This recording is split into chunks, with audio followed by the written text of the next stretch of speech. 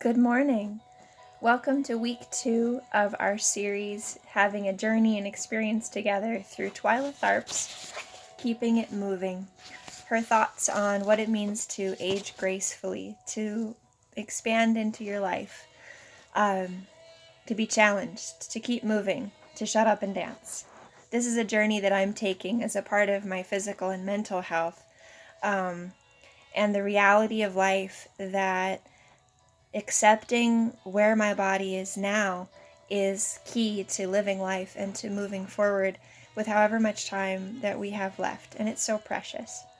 Last week, if you haven't had a chance to tune in, our theme was about expansiveness, how to expand into the space around you, to reach out a handshake, to boldly embrace someone, to stride forward in your steps, to begin lengthening your body more into the world that you move in, because you are also a moving body in space and in time. That's what Twyla Tharp calls it. This week is called The Life We Choose. What is it about life? What is it about our choices? Is life just a series of goals and achievements, or is there something deeper? Is there a pledge that we make? A pledge that we fall into or articulate at some point along the way that defines not only who we are, but how people remember us and how we think of ourselves in the day-to-day? What is the life we choose? And what does it mean to push back? I want to start by reading a story that touched me in the middle of the chapter about Karen von Blixen. Perhaps you've heard of her. Karen von Blixen found herself in midlife facing loss on a monumental scale. In 1914, she had moved with her husband from Denmark to Kenya to set up a coffee plantation. She grew to love the farm, but her marriage did not fare well. Bror von Blixen was unfaithful, and Karen was diagnosed with syphilis, plagued with physical suffering for years. When the von Blixens divorced, Karen was left to manage the failing coffee business. Despite her best efforts, the farm went belly up.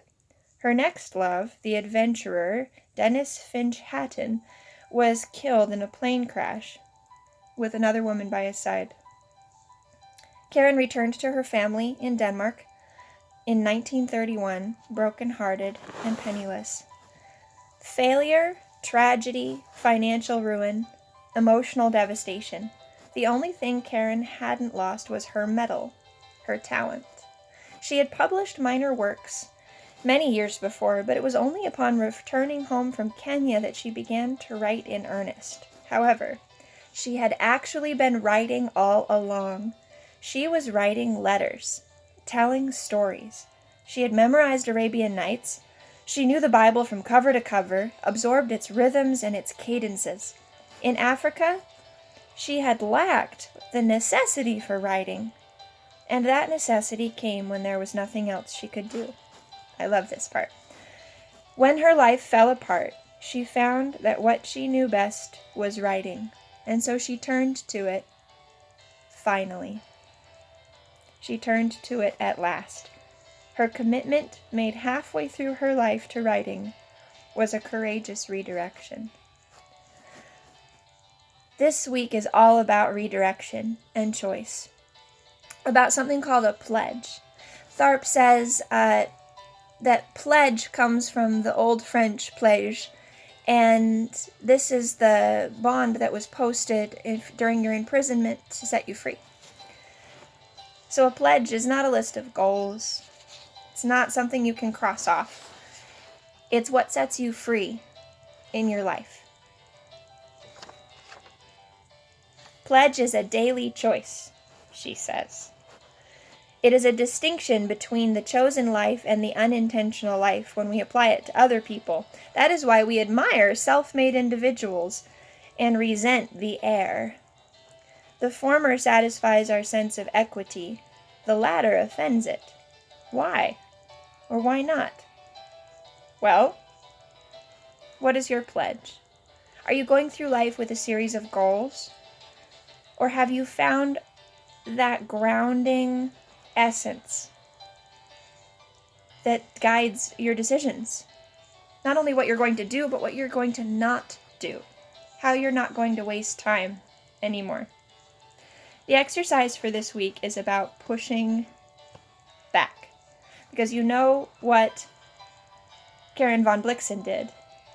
She became, under a pen name, Isak Dinesen, the writer of Out of Africa, a widely published, very, very famous author.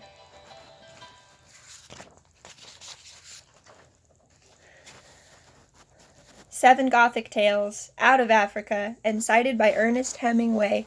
Upon receiving the Nobel Prize in 1954, Hemingway said, "The prize should go instead to that beautiful Danish writer." A Nobel Peace Prize. Obstacles often require us to reroute our pledge. This is true. What we face in life throws off our goals, and we feel devastated. We feel like we are a failure. But when you have a pledge, you haven't failed your pledge. You simply are recreating it. Maybe it's becoming deeper than the one you had before. It's not a sacrifice to self. It's not a sacrifice of self. It's a re-selfing, a new selfing. Something happens that is changed in the core of who you are, how you see life and approach it. For me, that's an autoimmune disease, something that is not curable. And am I going to be okay with that?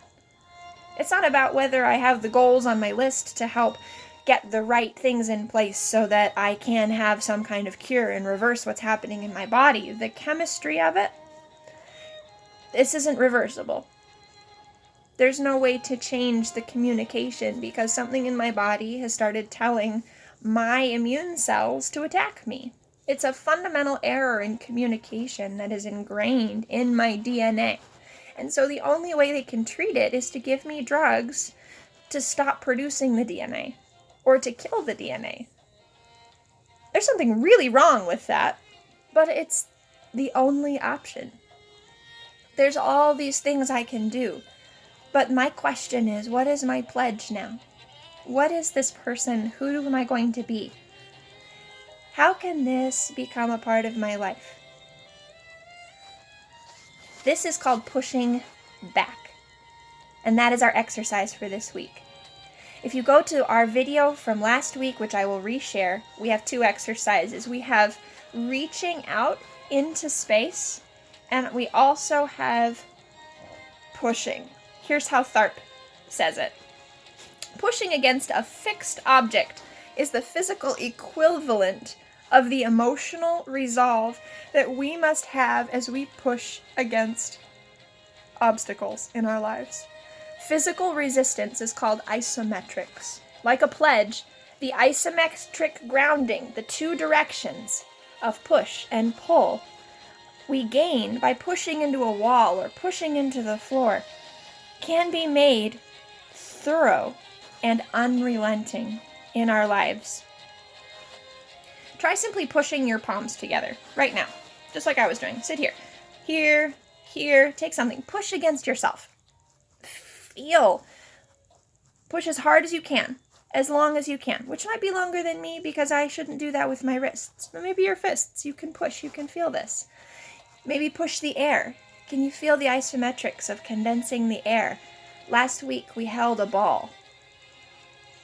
We held our fear and our hesitation and pushed against it. That is what we're doing this week. Again, I encourage you to go back and rewatch those videos, but also to make some of your own isometric moves. In this exercise, what we are doing is moving our bodies in opposite directions at the same time. We're going to curve and pull. We're going to reach and sit. We're going to take pieces of who we are and press them and condense them and push back. This is not only fundamental to our bodies by signaling our muscles and fascia that there's another direction. We are also signaling our lives. This is done in nature by all living creatures, she says. For pushing away from gravity is how we stand. Make a conscious effort to drive into the ground with your legs and your feet.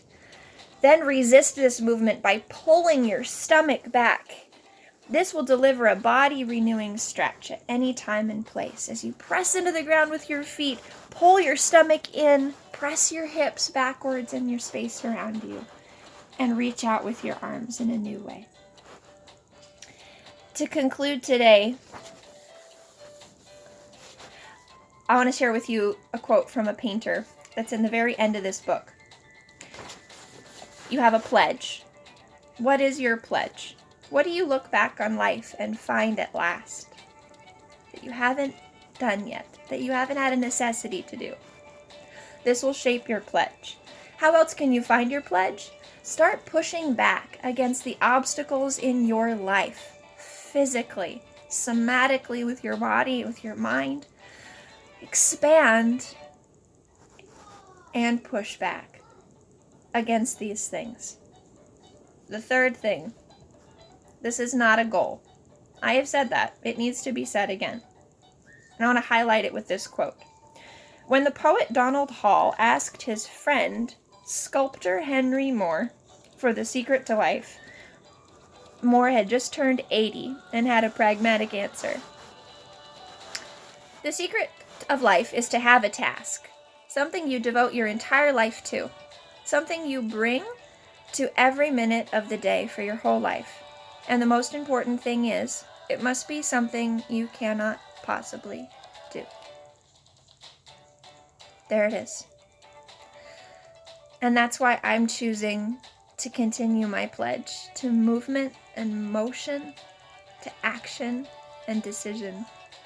These are parts of me that haven't changed and will never change. They're the things that I know best in my soul. Motion, action, movement, and decision. And to me, I had a goal this year to cross off my list of dancing again. Well, I've actually already done that. I felt so good the other day I did some jazz with my daughter, listening to Lady and the Tramp. He's a tramp. He's a scoundrel. And, you've got to get out some Bob Fosse when you're listening to that song. And I felt good enough to do it. So, in a way, I've met the goal. But that's not who I am. That's not consistent with the pledge of my life. It's not enough. It's not fulfilling. But what's been holding me back is that it won't be possible. I cannot load my joints in the same way. And we all have these things. We all have a list of reasons why what we want to do and who we want to be isn't possible. But that's the thing with a pledge. And this is what I want you to take away from this week with me. As you do your breaths, as you do your exercises, as you reach out into your space and push against these obstacles, a pledge can be something impossible. It can guide your life, not because you've reached a goal, but because you have filled the space in between the two ultimate goals, your life